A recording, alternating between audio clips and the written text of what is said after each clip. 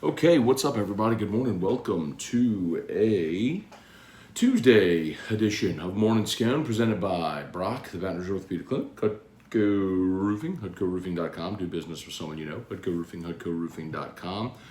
What a newsy day yesterday turned out to be. Y'all know that I am allergic to the phrase, the dog days of summer. And yesterday was a great example of why.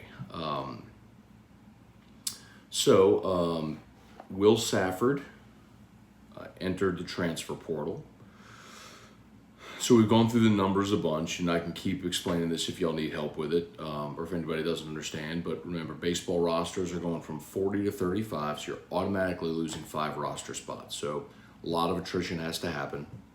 You know, you're losing 5 guys whose eligibility is up, which basically brings you down to that 35. But you've got transfers coming in. You don't know how many high school members of your signing class are going to show up. So you got to make a lot more room on this roster. So Safford out. The interesting thing was that LSU did pick up a transfer. So his name is Jack Pineda.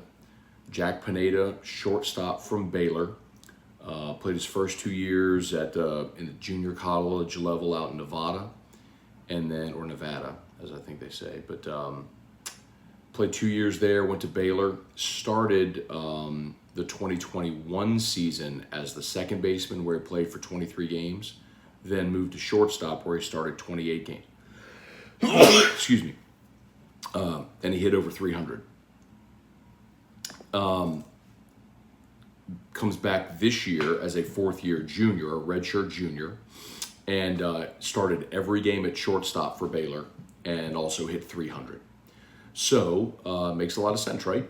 We've talked about it a good bit, that we knew Jay Johnson was looking for starting pitchers and middle infielders, namely a shortstop. We went and got one. Guy who started, 80-some-odd games now at short or second. So I don't think that means the end of Jordan Thompson in Baton Rouge. What I think it obviously means is you got competition. So you bring in Pineda, who's very likely going to be your starting shortstop. Thompson plays third. Let's see what happens with a guy like Gavin Guidry, who can come in and can be a middle infielder or pitcher, can also hit, could be a two-way guy. So. And I don't think they're done, but that was significant to go land a shortstop transfer. And then we also learned that Stephanie Rempe is leaving. So I've told you all about Stephanie for a while now. She's LSU's senior deputy AD, COO. She's basically Scott Woodward's right hand. And Stephanie is super impressive. She was a great athlete herself. She went to the University of Arizona. She played volleyball.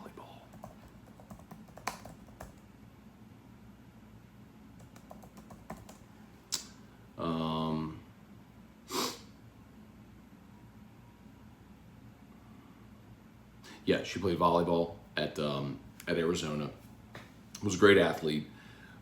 Scott Woodward hired her when he was at Washington. This will tell you how impressive she is. He's hired her 3 times.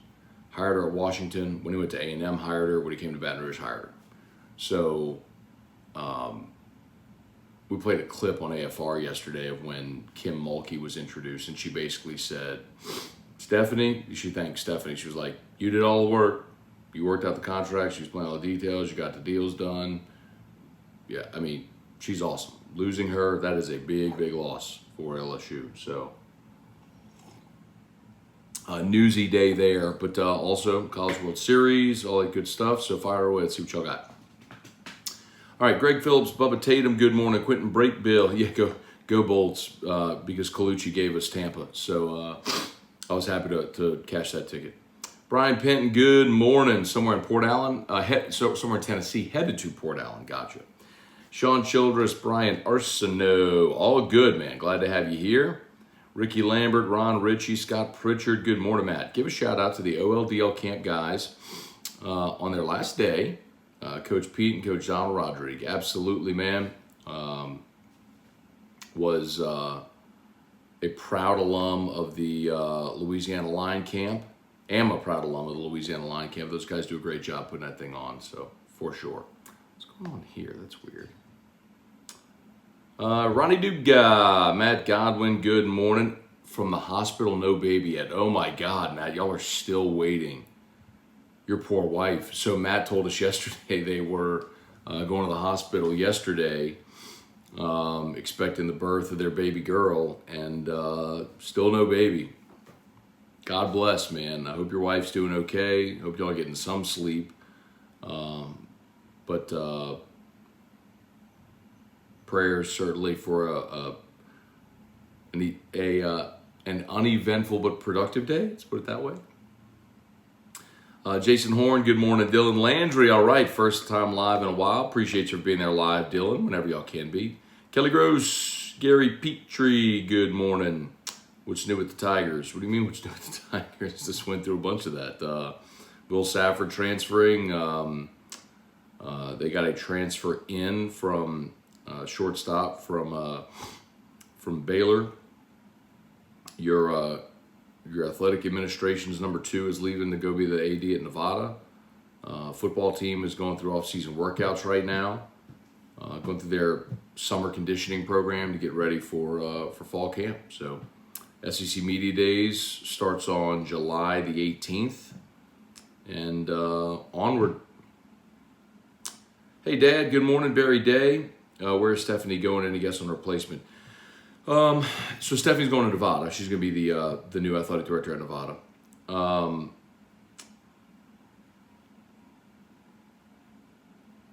And as far as a replacement, I don't know. I don't know if they replaced the position. You know what I mean? LSU's never had a COO before. Certainly they will make sure Stephanie's duties are assigned. But in the meantime, I would imagine Scott would handle a lot of that. And do you promote from within? Do you bring someone out? I don't know. I don't know that there's a very obvious candidate to promote from within. What I can tell you, for a lot of years, Virgil Osbury obviously wanted to be LSU's AD, and that would seem like a natural progression there. But I don't know that Verge is going to be in. I remember when Scott was hired, he moved Verge into that liaison role between administration and the Capitol. So I don't know if Verge moves into that role, especially after all the Title IX stuff and everything. So I don't. To answer long way of answer your question, no, I don't have a guess on a replacement. Samuel Merrifield, thoughts of loss of 5-star recruit choosing OSU. I don't really have much of a thought on Samuel, quite honestly. I mean, brother, you'll sign a full class. It'll be a lot of really talented kids, and let's see if they can develop and win a championship. But I don't. So a really talented player picked Ohio State. There's going to be a really talented player that picks LSU. There's going to be a talented player that picks Bama. A talented player that picks A&M, picks Georgia. Tim Gotro, good morning. Lane Oakley, good morning. Headed to Northeast Louisiana today. Catching up on some AFR on the way. Y'all have a good week. Yesterday was a busy show, Lane. So you can catch it. By the way, a lot of you asked. So AFR on demand last week, late in the week, we had some issues with the publishing. We had to change. We were changing host servers, and when we apparently, I learned this yesterday, when we informed the old host site that we were leaving, they just immediately discontinued our contract. So we had so that's why nothing was publishing. I will not name that company, but our podcasts are now hosted by Spreaker, and so everything's live and good and active, and so we should have no more problems. Larry Garner, good morning. Tim Gotro, awesome opening segment on AFR. Congrats on the 13-year chair saga ending. Did in fact get a new chair yesterday. Excited about it. I would assume they'll go ahead and order the rest of them now. But yes, got a new chair yesterday, finally. And I don't care what anybody else in the studio thinks. It was not for them. They don't have to use it. I'll use it for me. Brody Dupree, Matt, with Sean Allen parting ways with Texas, what's your thoughts on him as a possible assistant if we don't get Ostrander? Yeah, so Sean Allen is pitching coach at Texas. For those who don't know, as soon as they got bumped out of the World Series, David Pierce moved on from him. A little odd to see that, quite honestly. I was a little surprised. But yeah, sure. I think I do think Ostrander is going to be the first target, and what I don't know, Brody, is does Jay Johnson have ties out west with someone he might bring in? Like that's what happened with Jason Kelly. The guy was at Arizona State. Dan Fitzgerald done a great job at that. Dallas Baptist brought him in. So sometimes I think we look on our own little street corner, but we realize there's people from other corners of the world, namely the guy making the decision, right? So, all right. Trivia Carter, good morning. Matt Lusto, morning. Is your lumbar spine feeling amazing today? Oh, because of the chair. Because of the chair. Gulf South, morning. What are your thoughts on Mike D's quote? Ed didn't leave the cupboard bare. Him thinking it's very possible for LSU to win 9 games. So I didn't see Mike D's quote, and Ed absolutely left the cupboard bare. LSU had 39 players whenever they played the bowl game. So yes, he left the cupboard bare. Brian Kelly went out and added 17 mid-year enrollees and signed 30, I don't even know what the final count was at this point, but 31 guys in this class. Like, the only reason you're fielding a competent team is because Brian Kelly went and added 30 players in the signing class. So I disagree with Mike. I mean, I know what he's saying. Well, Keyshawn Butte's there and Mason Smith is there. Okay. And you got super fortunate that Ali Gay has decided to come back for another year. Okay. But no. The cupboard was bare. Brian Wynn, with the Auburn win yesterday, we know at least one SEC team will be in the CWS Championship Series. Yes, there will be. Mitchell G. Morning, Matt. Fam and I are in Omaha all week enjoying the CWS. Pulling for Notre Dame to come out of the loser's bracket. Don't want an SEC West champion. Who else would you like to be pitching coach if not Ostrander? Yeah, I don't have a great name for you because he's just the most obvious and the first one I know they're going to call.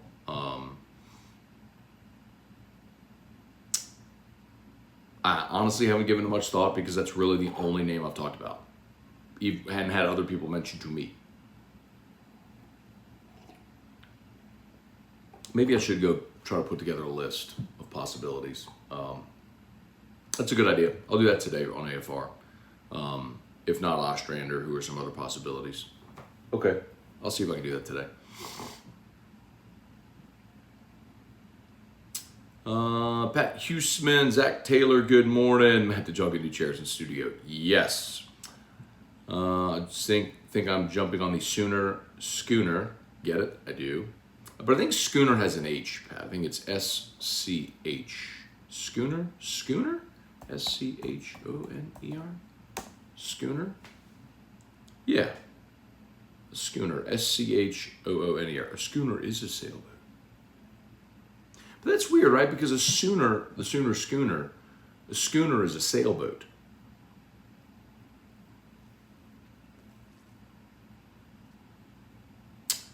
And they don't, right? So schooner is a sailboat. Yeah. But isn't that little wagon thing that they ride around on, don't they call it the Sooner Schooner? That's weird. Or is there an S-C-O-O-N-E-R? See, this is where, you led me down this path, Pat, by the way. This is your fault that I'm now Googling the word schooner to see if there's multiple. Yeah. The alternate definition of schooner is a large beer glass, generally holding a pint or more. Huh. Okay. Cliff Nelson, good morning. Ryan Rogers, Wendell Norman, Eugene, any question regarding a kid's choice of school could be answered with, it's all part of the game, baby. Or maybe Ohio State's a really good program and has won for a long time and kids want to go there and play and win. And Right. Spurge, good morning. Dave Vender, good morning from Denham Springs. Don't let Ole Miss get hot. They're hot, Dave. I think we talked about coming in, the two hottest programs coming into Omaha were Ole Miss and I think Notre Dame. But, boy, Oklahoma certainly seems like they're going to be the team to beat on that side of the bracket. And Ole Miss is sitting pretty. If Ole Miss can cobble together a game, maybe it's Derek Diamond starting it, and they got plenty of bullpen, and if they can win their next game, and then you go to the championship series with a rested Dylan DeLucia and Hunter Elliott, I think Ole Miss wins the national championship. But we talked about, I thought Ole Miss's only chance was to go through the winner's bracket. I know that sounds stupid and obvious, but some teams have the pitching to come out of the loser's bracket. This Ole Miss team does not have the starting pitching to come out of the loser's bracket. So they had to come out of the winner's bracket. The question for me will be, okay, if let's say they lose, this game to whoever it would be. Let's say they lose and have to come back and play another one, they probably start Dylan DeLucia in that, game to advance to the final. Well, if you do that, then it's the Alex Lang situation. In 2017, LSU would have only had Lang available for the if necessary game 3, and then never got to the game 3. So that's where I think, look, if Ole Miss wins, I guess Arkansas and Auburn will play. The winner will have to beat Ole Miss twice.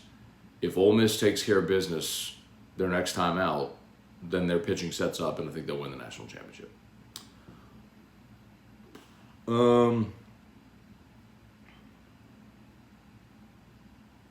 Jay Reed's the 2 top offenses gone already. Pitching wins in Omaha. I mean, Jay Reach, I kind of agree with you, but at the same time, we saw Ole Miss score 13 runs yesterday. We saw Arkansas score 17 against Stanford. I mean, there's been some offense in Oklahoma, in Omaha this year. I hear you. I'm with you, but whew. Dave Ender, did we lose 2 baseball coaches? Yeah, man. So Dan Fitzgerald's the new head coach at Kansas, and Jason Kelly's the new head coach at Washington. Tim Gotro, a wagon is not a schooner. Nobody ever claimed schooners were smart. See, isn't that weird? Like, a schooner is a sailboat. There's even a line in Clerks. A schooner is a sailboat.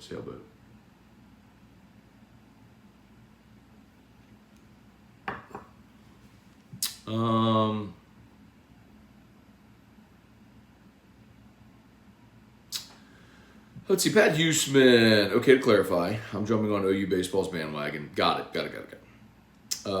Eugene, we're once again in a position of rooting for Notre Dame. Heck, Oklahoma as well. Sports creates interesting scenarios. See, I would just say, honestly, that I'm not rooting for those teams. I'm rooting against the SEC teams. Ricky Lambert, Ron Ritchie, what's good, man? Where are we? Sorry, lost my spot. Matt Bertrand. What's up, Matt Bertrand? Hey, Dad. Good morning, Barry Day. Where is Stephanie going? I already did that one. Sorry. Did that one. Newt Douglas. Will Jay hire his new coaches soon, or will it take his time? So, Newt, just to clarify, and I've said this a couple times. So, Jay Johnson's sole drive right now is he is hammering the portal. As you saw yesterday, got the kid from Baylor. And he is doing the work. He is watching the film. He is scouting. He is contacting the players. He will hire the coaches after this portal window closes. Remember, July 1 is the deadline. July 1 is the deadline where you have to enter the portal to be immediately eligible next year. So, it is 7:54. I gotta get going. Okay, real quick. So Jay is doing all of this recruiting right now himself, and then once the portal deadline passes, then he'll focus on hiring the coaches, and then so I would not expect anything, this week. I think he's going to take 10 days or so, hammer the portal, and then look at hiring assistants, and then of course you just sit and wait for the draft to see who signs. Dane Bergeron, I'm in Utah, surrounded by Mormons. Well, there's a lot of Mormons in Utah.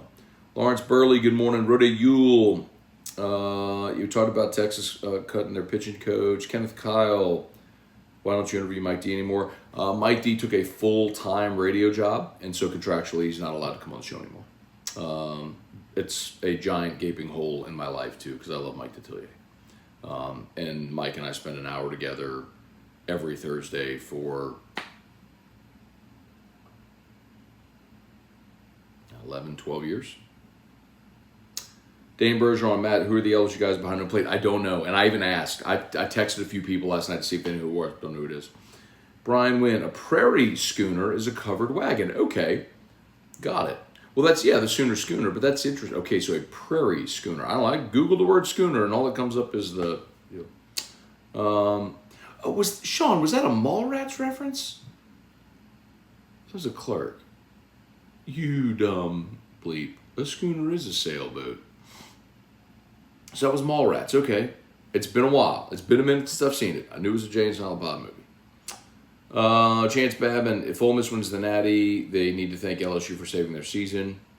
Well, if they win the Natty, it's because they moved Dylan DeLucia from the bullpen to the starting rotation and moved Hunter Elliott from the midweek to the weekend. That's what got their season back on track. But I understand your point. Sweeping LSU was what sort of drove them through. Actually, I have to thank the committee for getting them in the tournament because their resume was not really worthy, and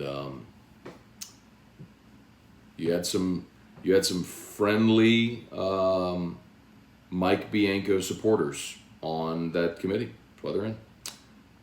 Melanie Wilson-Willis, have we had any more players into the portal? I haven't heard, but a few. So, Gio DiGiacomo, Brennan Holt, Collier Cranford, Will Safford. So 4 so far, and you've picked up 2 transfers with Dylan Tabrock, the pitcher from Creighton, and now Jack Pineda, the shortstop from Baylor. All right, y'all, I got to bounce. As always, shout out to Brock, the Baton Rouge Orthopedic Clinic. Migo Tez. Thompson is not leaving. They're just bringing in competition. If he doesn't play short, he'll play third next year. All right. Shout out to Brock Rock and Wine, August the 6th, Hudco Roofing, HudcoRoofing.com. Do business with someone you know. LSU Daily coming up. By the way, please, if you've not done so yet, please subscribe to the LSU Daily podcast. Would appreciate that greatly. It's AFR boiled down into 20 minutes of LSU content. So would very, very much appreciate it. Go to Apple, go to Spotify, search LSU Daily, and just hit subscribe. It'd be a huge help. All right. Y'all have an awesome day. Thanks so much. Deuces.